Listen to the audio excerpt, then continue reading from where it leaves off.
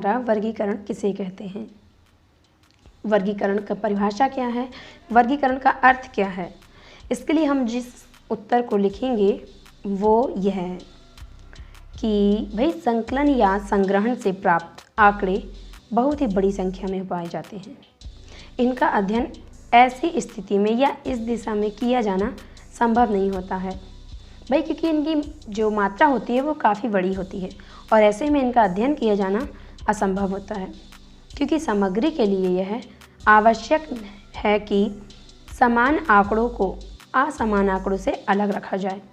यानी कि जो उपयोग में लाने वाले हैं या उपयोग में आने वाले आंकड़े हैं उन्हें अलग रखा जाए और जो उपयोग में आने वाले आंकड़े नहीं हैं उन्हें अलग रखा जाए।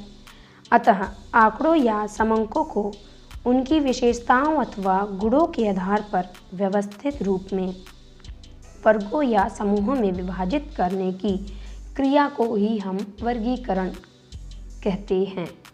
वर्गीकरण को इंग्लिश में हम क्लासिफिकेशन कहते हैं। हमारा आता है सारणीयन से आप क्या समझते हैं। सारणीयन की परिभाषा दीजिए, सारणीयन का अर्थ क्या है।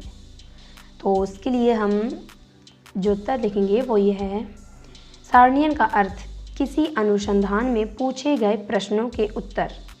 भाई किसी भी संस्था या अनुसंधान में जो भी क्वेश्चन किए जाते हैं उनका उत्तर यानी कि उनका आंसर सुव्यवस्थित ढंग से संकलित करने की क्रिया यानी देने की क्रिया को ही हम सारणीयन कहते हैं।